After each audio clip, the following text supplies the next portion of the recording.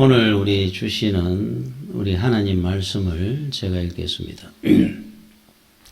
누가복음 2장 41절에서 50절입니다.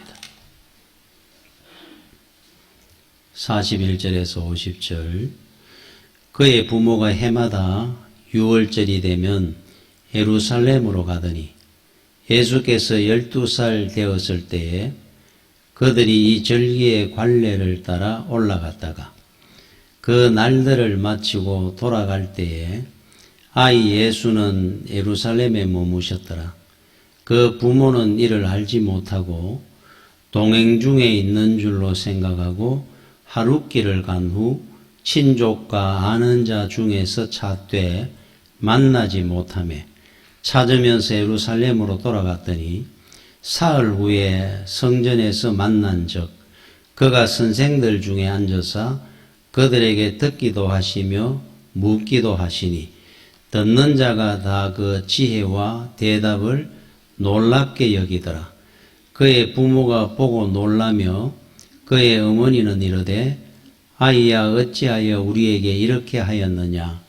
보라 네 아버지와 내가 근심하여 너를 찾았노라. 예수께서 이르시되 어찌하여 나를 찾으셨나이까.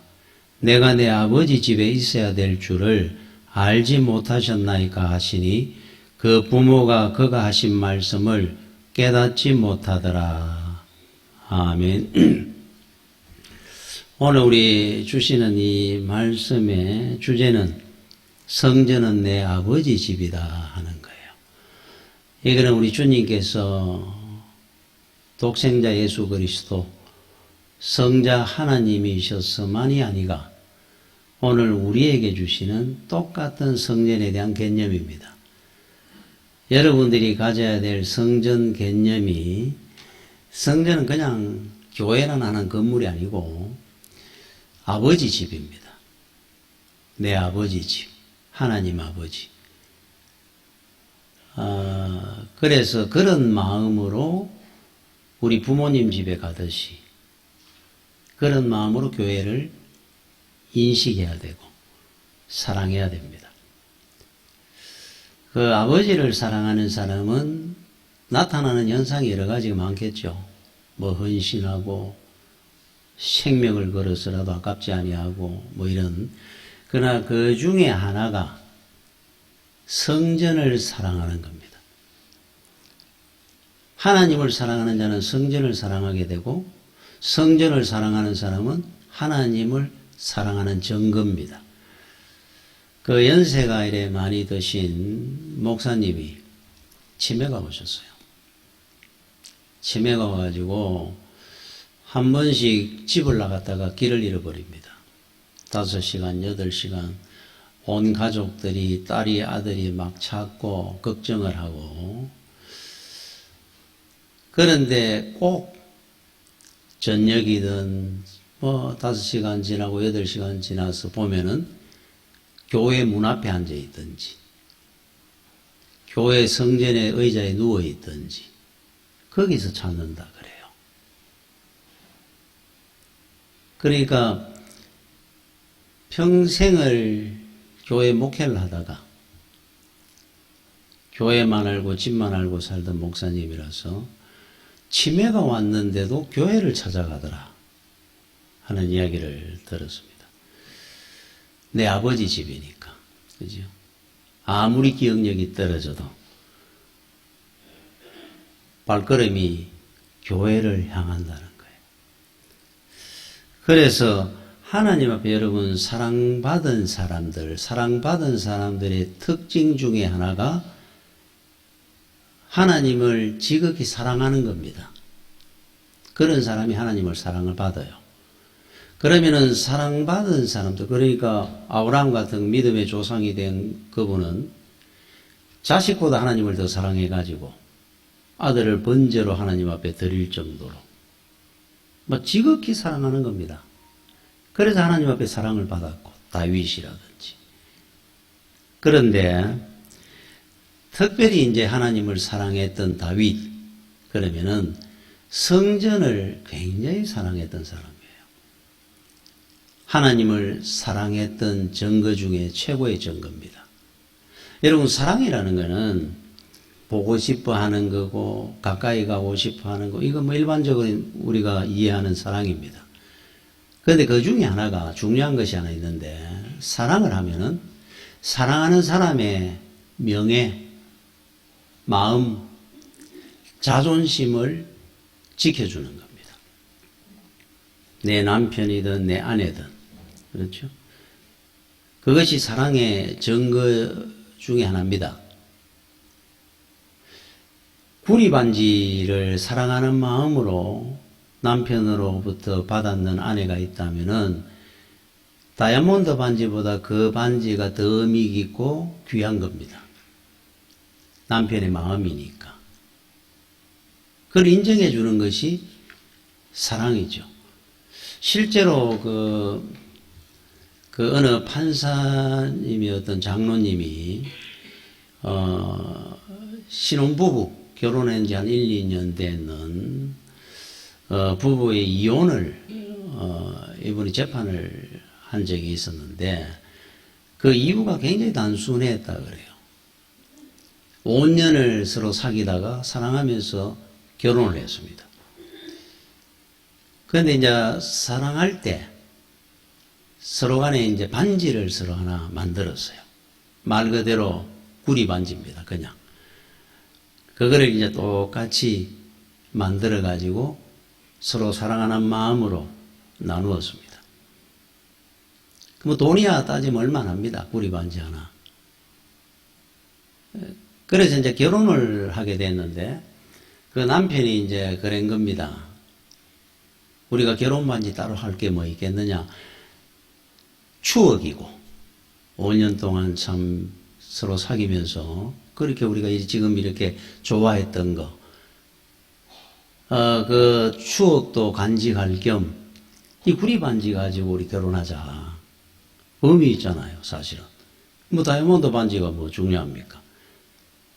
그러면은 옛날에 참 처녀 총각 때 서로 사랑하면서 구리 반지가 그렇게 좋아하고 하던 이 반지가 더 귀하다. 그래서 그렇게 하기로 하고 그걸 결혼 반지로 이제 결혼을 했습니다. 한 1년쯤 지났을 때 그 반지를 잃어버린 거예요, 아내가. 뭐 반지라는 걸 잃어버릴 수도 있죠. 근데 이제 묻게 되잖아요, 남편이. 그거 어떻게 하다 잃어버렸느냐? 어디서 잃어버렸는 것 같았냐? 이제 아쉽잖아요. 그런데 이제 물론 아내가 이제 뭐 마음이 상했든지 그런 일이 있었는지는 몰라도 이제 기분이 언짢아서 근데 다이아몬드 반지 해준 것도 아니면서 구리 반지 하나 잃었다고 해가지고 그거 가지고 왜 자꾸 묻고 짜증나게 하느냐. 그게 뭐가 그렇게 대단하다고 이래 말을 한 거예요. 남편한테는 그게 상당한 상처고 충격이었습니다. 아니 다이아몬드 반지 해줄 수도 있죠. 그보다 자기 마음이었고 서로가 그 사랑하는 전표였고 서로 그런 마음으로 한 건데 그게 뭐가 대수냐. 다이아몬드 반지도 아닌 것을. 그게 시작이 되면서 서로가 틈이 나기 시작했고 말을 하며 서로 다투기 시작하고 결국 이혼까지 가는 거예요. 여러분 사랑이라는 것은 돈으로 가치를 환산할 수 있는 것이 아니고 상대방의 마음을, 명예를, 자존심을 지켜주는 겁니다. 서로가. 이게 사랑의 증거입니다. 하나님 앞에 또 똑같습니다. 하나님 앞에 우리가 무엇을 하나님을 나는 사랑합니다. 뭘 대단한 것을 우리가 해가 하나님의 사랑을, 하나님의 그 영광을, 명예를, 하나님의 자존심을 지켜드리는 거예요. 제가, 여러분들이. 이걸 하나님의 사랑하는 증거입니다. 이 다윗은 성경에 많이 이름이 나오죠. 축복을 많이 받았습니다. 이 사람은. 아마 복을 받았다 그러면 다윗의 복만큼 받은 사람이 없을 거예요. 뭐 천대의 복이지 않습니까? 그 왕국을 천년 왕국을 갖다가 이어가는 복을 받았으니까 후손들이 예수 그리스도의 조상이 될 정도로 죄인입니다. 이 사람도. 그런데 하나님의 사랑을 많이 받았던 것 중에 하나가 다윗은 하나님을 사랑하되 아주 구체적으로 사랑했던 사람이에요. 자, 우리도 하나님을 사랑한다 그럽니다. 그냥 막연하게 사랑한다 생각을 해요. 그러다 보니까 막연한 사랑이다 보니까 실제로 막연하게 하나님의 사랑을 잊어버리기도 합니다. 쉽게. 그냥 사랑이라 그러면서 막연하게 사랑한다 생각하고 사니까. 다윗은 확실한 증거를 갖고 사랑했어요. 그 중에 하나가 성전입니다. 하나님을 사랑하는데 그것이 무엇으로 나타나느냐 하면은 성전을 생명처럼 귀하게 여기고 사랑했습니다. 그걸로 하나님의 사랑을 표현했던 사람이에요. 자, 여러분들은 하나님을 사랑합니다. 우리도. 구체적으로 하나님을 사랑하는 증거가 뭡니까? 그냥 막연하게 사랑한다고 생각하지 말고 나는 하나님을 사랑하기 때문에 이런 면으로 확실하게 나는 하나님을 사랑한다. 이 구체적인 사랑이에요.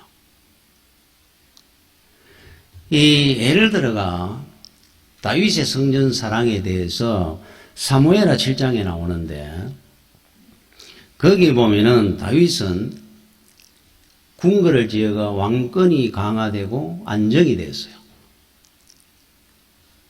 그래서 이제 자기는 궁궐에 삽니다. 얼마나 편안하고 좋습니까?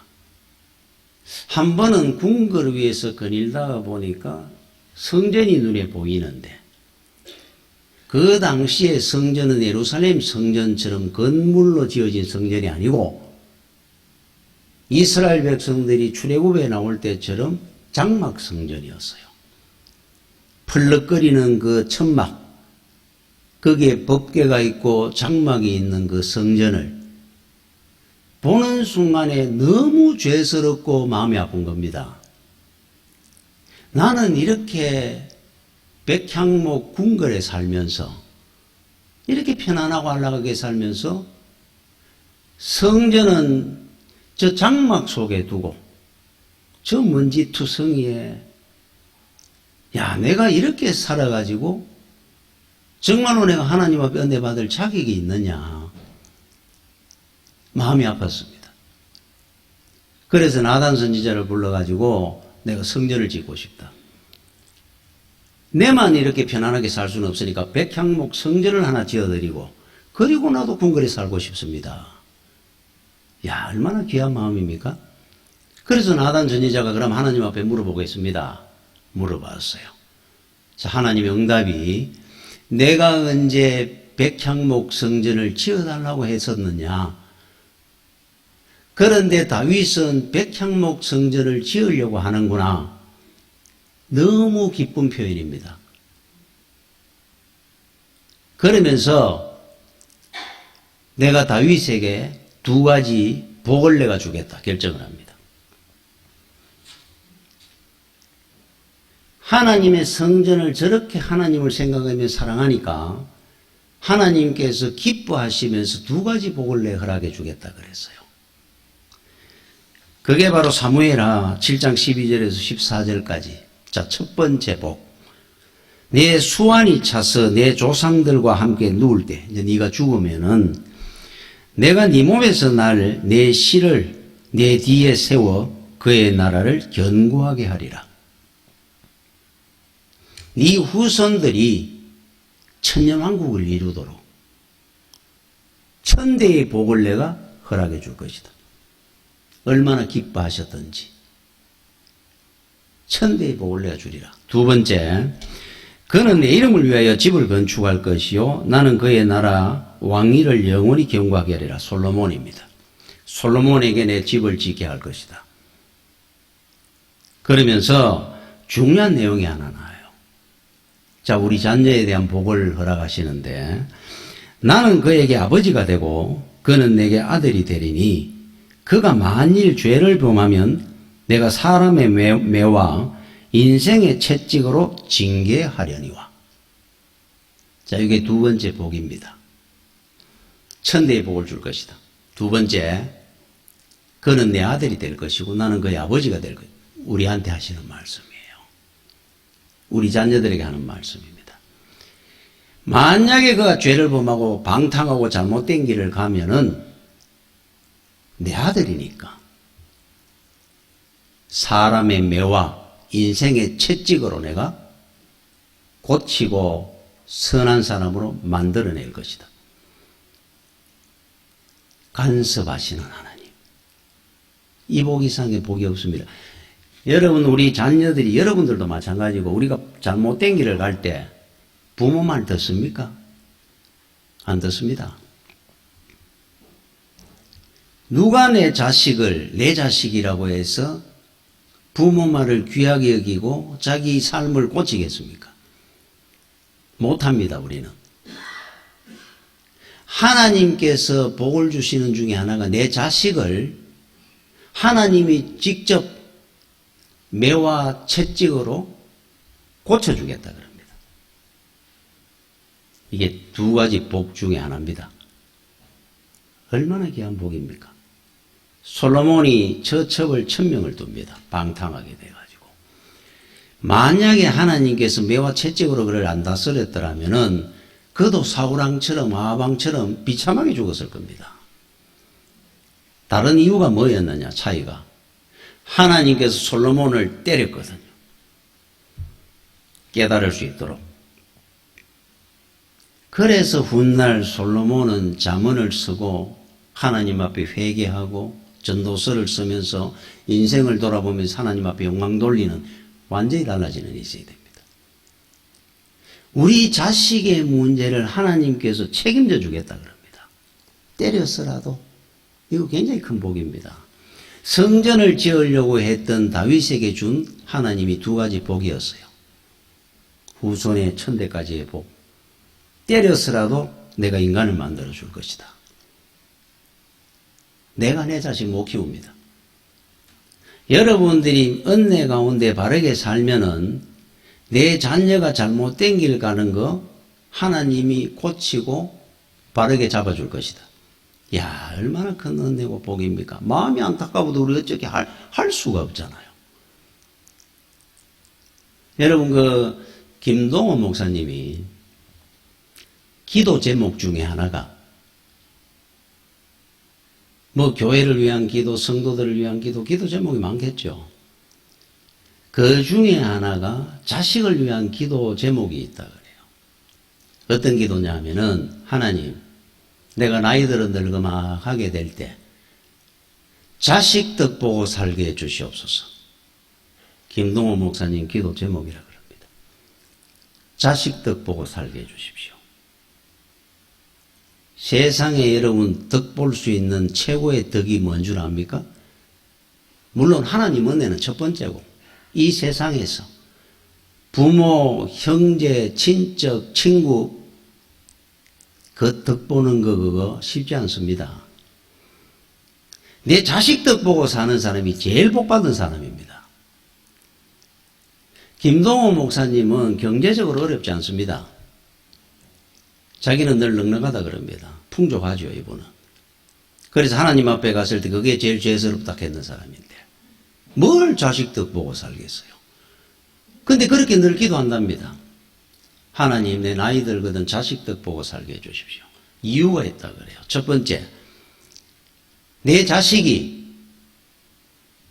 늙은 부모한테 용돈 주고 생활비 줄 정도로 여유롭게 살게 해달라는 이유입니다. 공공하지 않게 살게 해달라고. 두 번째, 나이 들은 부모를 섬길 줄 알고 효도할 수 있는 마음을 갖고 살게 해달라고. 그래서 자식 덕 보고 살게 해달라는 기도를 빼먹지 않고 한답니다. 귀한 기도인 것 같아요. 저도 이래 생각을 하니까. 앞으로 여러분들 자식 덕 보고 사는 사람이 될 겁니다. 얼마나 큰 은혜고 복입니까? 자식 덕 보려고 자식 낳아가 키운 사람 없습니다, 원래. 그런데 자식 덕 보고 사는 부모가 있으면 제일 영광스럽고 자랑스러울 겁니다. 그거 여러분들이 기도 제목이 돼야 돼요, 사실. 우리 자식들이 그만큼 여유로워져야 되고, 효도하는 마음 갖고 살게 해달라는 그 뜻입니다, 그 속에는. 자, 하나님 아버지도 마찬가지입니다. 우리 덕 보려고 창조 안 했습니다, 인생을. 하나님이 뭐가 부족하고 그렇게 나약한 분 아닙니다. 그런데 자식 덕 보고 사는 걸 굉장히 좋아하십니다, 하나님은. 뭐 때문에 있으라 그러면 천하 만물이 다 생기는데 뭘 우리 헌신이 얼마나 된다고, 우리 드리는 헌금이 얼마나 된다고, 뭘 거기에 하나님이 기대려고 그거 달라 그러겠어요. 그런데 우리가 헌신하고 기도하고 찬양하고 이렇게 사는 이 모습을 통해서 하나님이 너무 기뻐하는 겁니다. 그래서 하나님이 제일 원하는 게 뭐예요? 자식 덕 보고 사는 겁니다, 하나님이. 그 대신에 하나님 아버지는 우리 부모도 마찬가지죠. 더 줍니다, 더. 우리는 정말로 참 아무것도 아닌 거 조그마한 거 하나님 앞에 효도한다고 드리더만 하나님은 천배 만배로 갚아줍니다. 하나님은 그 기쁨으로. 그래서 엘리야의 기름병에 축복하는 게 있어요. 여러분 엘리야의 기름병 아죠? 사르밧 과부 3년 6개월 동안 가뭄이 들어가 다 굶어 죽는 판에 사르밧에 한 과부가 살았답니다. 외아들하고. 먹고 굶어감이 참 아껴가면서 한 끼라도 더 오래 버티고 살려고 이제 마지막 남은 게 뭐냐 하니까 밀가루 한 줌, 기름 한 방울. 요거 떡을 만들마 요 한 손에도 들어가지 않는 요만한 정도 남았습니다. 이제 양식이라고는. 이거 가지고 이제 마지막 한 끼 먹고 아들하고 굶어 죽으려고 준비하는 사람. 이제 더 먹을 것도 없습니다. 이제 죽는구나. 그때 엘리야가 온 겁니다. 배가 고프다는 겁니다. 선지자가 온 거예요. 집에 음식이 남은 게 뭐냐? 물으니까 밀가루 한 줌하고 기름 한 방울 남았습니다. 그것도 그런 이야기를 합니다. 직접. 저거 마지막으로 먹고 내 아들하고 이제 굶어 죽으려고 하고 있는데 그런데 엘리야가 아주 매정하게 그 떡을 만들어가 가오라 그럽니다. 내가 먹도록. 그때 이 사르밧 과부가 하나님 앞에 드리는 겁니다. 선지자한테 드리는 게. 마지막 자식 입에 넣어야 될 것들 하나님 앞에 선지자한테 드리는 거예요. 먹자마자 엘리야가 먹으면서 그런 말을 합니다. 앞으로 너희 집에 그 기름병이 떨어지지 않도록 기름병이 늘 채워져 있을 거고 밀가루가 그 통에 늘 꽉 차 채워져 있을 것이다. 비는 법이 없도록 만들어주겠다 그랬습니다. 실제로 그 집에 가뭄 끝나는 3년 6개월 가뭄을 이기도록 기름과 밀가루가 떨어지지 않도록 복을 받았습니다. 드린 거는 뭡니까? 요만한 떡 하나 드렸다가 엘리야의 기름병 밀가루 통에 축복을 받은 사람이 사르밧 과부입니다. 우리한테 주고자 하는 교훈입니다. 하나님께서 뭐가 부족해가 그걸 달라 그랬어요. 요만한 떡 하나 드렸더니만은 엘리야의 기름병의 축복을 하나님이 주시는 거예요. 그 기쁨으로. 우리는 늘 그렇게 사는 겁니다, 사실. 그만큼 하나님도 자식들한테 덕을 보고 사는 걸 굉장히 좋아합니다. 앞으로 여러분들이 해야 될 일 중에 하나가 하나님이 여러분들 자식 덕 보고 살도록 해드리십시오. 그러면은 하나님의 은혜와 복이 자식 덕 보고 살도록 해줍니다. 그거로 끝이 안 나고 엘리야의 기름병의 축복을 여러분 인생에 대해 주실 겁니다. 다윗은 하나님을 사랑하는데 구체적인 마음과 행함으로 사랑을 하는데 성전에 대한 사랑이었다 그랬죠. 여러분 시편 84편이 다윗이 성전에 대한 시를 쓴 건데 3절에 보면 이런 내용이 나옵니다. 주의 제단에 참새도 제 집을 얻고 제비도 새끼들 보금자리를 얻었나이다. 다윗이 뭐를 그렇게 동경하고 참 부러워한 줄 압니까? 궁궐에 살며 왕인 사람이 제비나 참새가 성전을 마음대로 들락거리는 겁니다. 쥐집처럼 처마 밑에 집을 만들어가 새끼도 키우고 너무 부럽다는 거예요. 성전을 자기 집처럼 저렇게 마음대로 들락거릴 수 있는 제비나 참새가 나는 더 부럽습니다. 야, 성전에 대한 그 마음이 애착이 얼마나 강합니까? 왕이라는 사람이. 5절에 보면 마음에 시온의 대로가 있는 자는 복이 있나이다. 시온을 향한 대로가 있는 사람. 여러분들은 교회에 올 때 기쁨과 즐거움이 날듯이 옵니까? 시온의 대로가 열려있는 사람입니다. 그 사람은.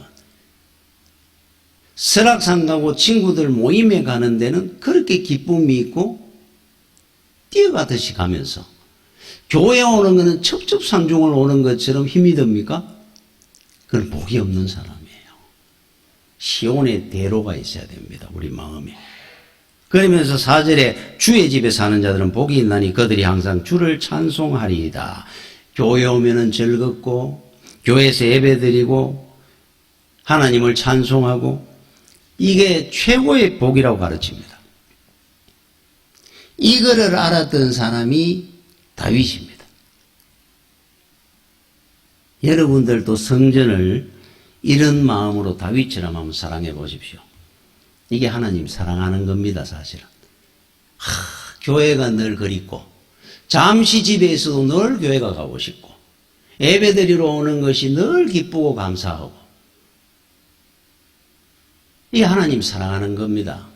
하나님의 사랑이라고 말은 하지만 뭘로 사랑한다는 증거가 있습니까? 성전에 대한 사랑이에요. 여러분, 세상은 사막입니다. 그늘 하나 없는. 우리 언니 옛말에 수양번을 가지가 강동 80리 그랬잖아요. 부모님의 은혜를 이야기합니다. 부모님이 나이 들어가 힘없고 한 것에도 부모님이 살아계시는 거하고 돌아가시는 천지 차이입니다. 이 땅의 자식들의 삶이. 모임 자체도 잘 안 됩니다. 부모님이 안 계시면은. 부모님 영향은 어느 부분에 다 받고 삽니다. 하나님 앞에도 똑같습니다. 하나님의 은혜는 수양버늘 그늘과 같습니다. 이 사막 같은 인생에 여러분이 어디서 그 편안함과 시원함과 쉼이 있겠어요? 아버지 집에 오는 겁니다. 여러분들이 교회를 오면은 은혜 중에 하나가 있는데 그게 뭔 줄 압니까? 인생이 정상이 돼요. 그러면 비정사라는 말입니까? 비정사입니다. 하나님이 여러분의 인생을 창조하시고 행복하게 살도록 만드셨는데 행복이 있습니까? 늘 앉으면 원망, 불평하고 감사보다 비정상에 대해서 그런 거예요. 교회를 여러분이 집처럼 아끼고 사랑하는 자에게 주는 복이 정상화시켜 주는 겁니다. 혈압은 80에서 120이 정상이고 체온은 36.5도가 정상이고 이게 오르거나 내리면은 병원 가야 됩니다. 전부 우리가 세상 살다 보면은 비정상화되고 심령이 더럽혀져요. 세상 가운데 이러면 살다 보면 자기도 모르는 사이에 먼지가 묻고 때가 묻습니다.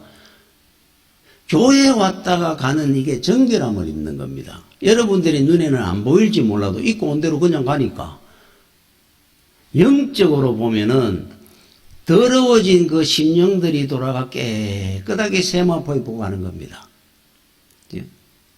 세차장에 요즘 차가 쑥 들어가면 나올 때 깨끗하게 돼 나오는 것처럼 안에서 비눗물로 막 세차해가.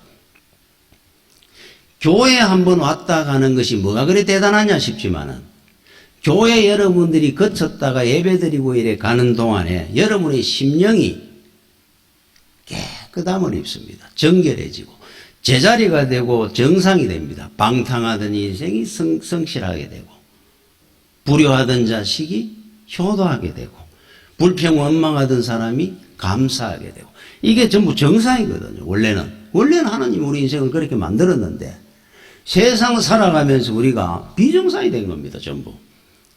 이거를 정상화시키는 약이 있느냐? 있습니다. 교회는 영적 병원이에요. 말씀이, 신약, 구약이, 찬양이, 헌신이 여러분의 인생을 정상화시키는 약들입니다. 치료를 시켜주는 겁니다. 깨끗하게 만들어줍니다. 여러분들이 세상 살면서 주일 성수하는 이 은혜와 복 중에 하나가 뭐냐면 안식입니다.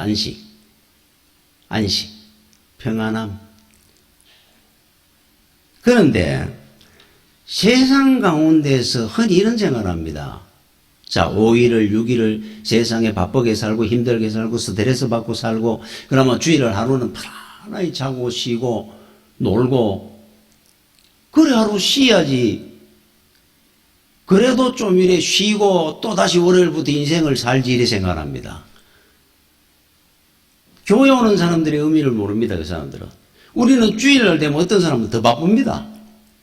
교회 와가지고 청소도 하고 헌신도 하고 찬양도 하고 예배도 드리고 또 그렇게 하루를 보냅니다. 우리는 언제 쉬느냐? 여러분 인생은 영적 존재입니다. 영이 쉼을 얻지 못하면 육은 절대로 쉼이 없습니다. 쉼이 없습니다. 영이 쉼을 얻어야 돼요. 그러면 영원한 쉼이 옵니다. 세상에 나가도 늘 기쁘고 감사가 넘치도록 해줍니다. 세상에 어떤 안식이 어디 있습니까? 그 곽선희 목사님이 북한의 그 방문단에 가가지고 오래전에 그래서 안내를 받아가지고 어느 박물관에 갔는데 벽에 들어가는데 그림이 하나 붙어 있더라 그래요. 그 어릴 때 북한에 살 때 자기가 어린 시절에 있었던 그게 눈이 원하게 보이도록 어떤 그림이냐 하니까 산 위에 내르막길에 언덕에 한 소년이 소를 끌고 와가 소 먹이를 먹입니다. 풀어놔 놓고. 그러니까 이제 소는 이제 서가지고 풀을 뜯어 먹습니다. 입에 한가득 넣어가 밖으로 부죽부죽 나온 걸 씹습니다. 그런데 옆에 보니까 한 소년이 이제 소를 데리고 왔던 소년이 누워가지고 대자로 해가 이래가 잠이 드는 겁니다. 코를 골고 자는지 소가 이렇게 먹다 근데 소가 고개를 돌려가 소년을 바라보면서 씻고 있는 장면이에요. 얼마나 시끄러웠는지 자기가 볼 때 어릴 때 생각이 팍 나더라 그럽니다. 북한에 살면서 자기가 어릴 때 소 이래 먹이 데리고 나와가지고 주고 한다고. 그때 소 이래 풀어놔 놓고 누워있으면 잠이 저절로 왔다 그랬죠. 나게. 그래서 이 그림 보니까 옛날 생각은 너무 좋다 그러니까 그림 하나 드릴까요 이거? 이 그림을 나한테 준단 말입니까? 나중에 보니까 모조품 그림들이 많이 있더라고요. 그걸 나눠주더랍니다. 그래서 목사님 방에 걸려있다 그럽니다. 지금도. 이래 보면서 어릴 때 생각이 나가지고. 안식입니까? 탁 누워가지고. 소는 평화롭게 풀을 뜯어먹고 잠이 쏟아집니다. 거기에 누워가지고 산들바람을 탁 했는데 코를 골며 잡니다. 제가 한번 이야기를 했죠. 저도 기억에 최고로 제가 편안할 때가 언제였느냐. 잠을 이래 자면서. 군대에 있을 때 무장구보를 하고 나면은, 끝나고 나면은 3시간 휴식을 줍니다. 샤워를 하고 이제 3시간 쉽니다. 진이 다 빠져가지고. 샤워하고 탁 누웠을 때, 너무너무 편하고 좋습니다. 편안하게 쉽니다. 잠이 듭니다. 3시간. 그래서 출발할 때 그 시간을 미리 생각합니다, 저는. 여기 잠깐 지나갈 거고, 또 내가 편안하게 쉴 때가 올 거야, 샤워하고. 야, 여러분, 이게 안식이죠. 그러나 이건 안식이 아닙니다. 자고 일어나면은 또 시작이 됩니다.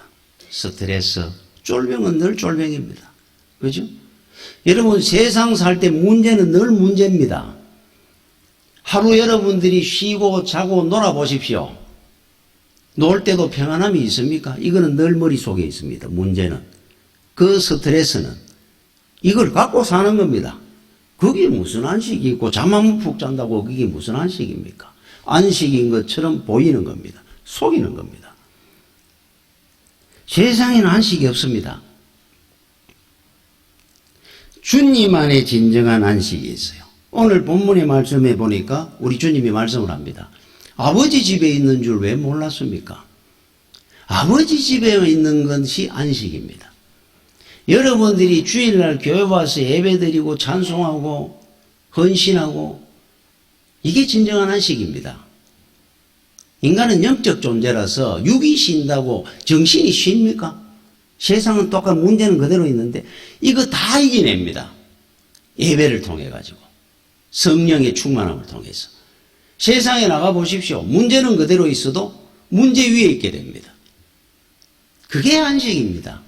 감사가 나옵니다. 문제 위에서도 찬송이 나오잖아요. 이게 안식이지, 그죠? 여러분, 유대인들은 성전 개념이 우리하고 다른 것이 뭐냐면은 확실한 아버지 집으로 인식을 합니다. 성전을. 또 하나, 집을 지을 때 우리는 남향, 북향, 동향이다 이렇게 이야기를 하잖아요.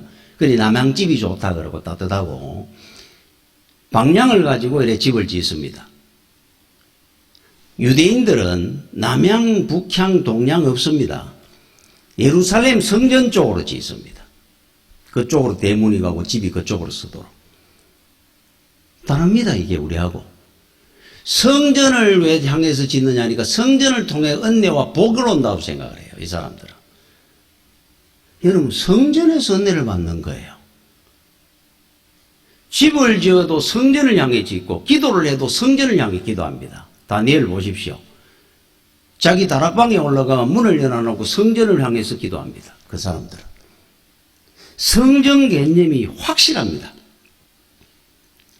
은혜와 복은 성전을 통해서만이 우리한테 주어진다고 확실히 믿습니다. 그 사람들은. 그러니까 성전에 대한 개념이 성전을 생각하는 것이 완전히 다릅니다. 아버지 집이고. 제가 그 이야기를 했죠. 마틴 루터 종교개혁가. 그분이 늘 고백하던 한마디. 베르나임 베테르. 나는 거지다. 하는 표현이 있어요. 나는 늘 세상으로 굶주리고 모자라고 부족한 인간인데 하나님의 은혜로 먹고 마시고 살고 늘 얻어먹고 삽니다. 베르나임 베테르 평생 했는 말입니다. 여러분, 성전에 와가지고 먹고 사는 겁니다. 우리가 모든 복의 시작이 성전에서부터 시작합니다. 이 믿음이 여러분 속에 확실히 자리 잡고 있어야 돼요. 새해에는 그냥 교회 오는 것이 아니라 내가 아버지 집에 있어야 될 줄 왜 모릅니까? 하듯이 아버지 집으로 가는 겁니다. 왜 가는 겁니까? 은혜 받으러 가는 겁니다.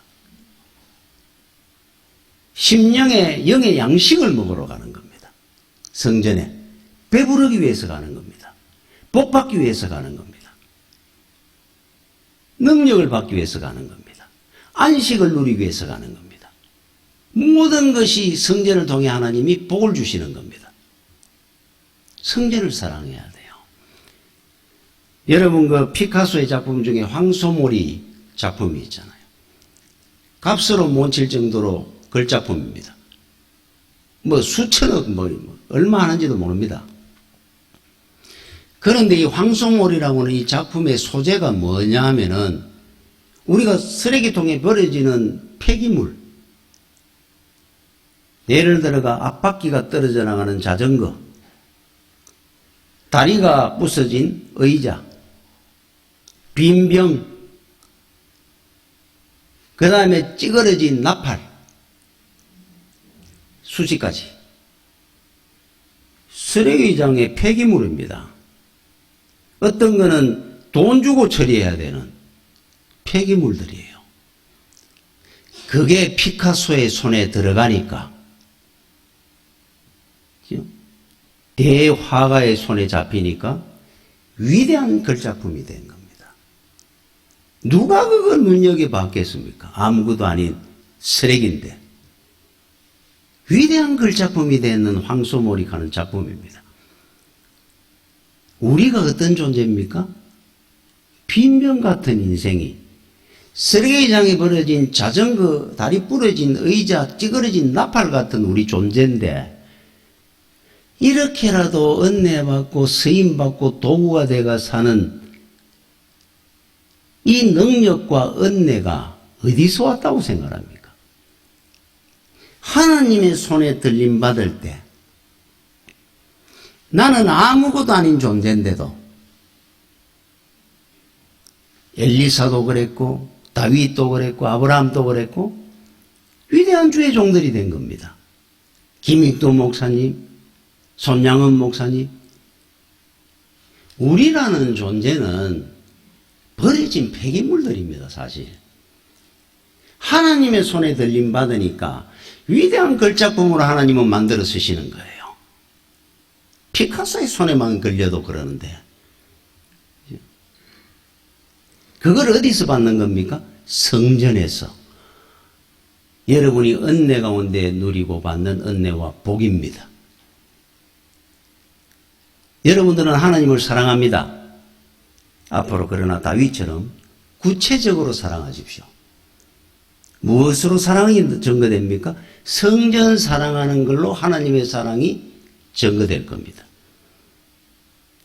새해에 정말 하나님 앞에 은혜와 복을 누리는 성전을 사랑하는 여러분들이 되시기를 축원합니다. 기도하겠습니다. 주여 은혜를 감사를 드립니다. 하나님 은혜 가운데 우리가 살아왔습니다. 우리 하나님을 사랑하는 이 마음으로 성전을 사랑하게 하시고 우리 성전을 사랑하면서 더 많은 은혜를 받고 더 귀하게 쓰임받는 주의 성도들이 되게 하여 주시옵소서. 예수님 이름으로 기도드립니다. 아멘.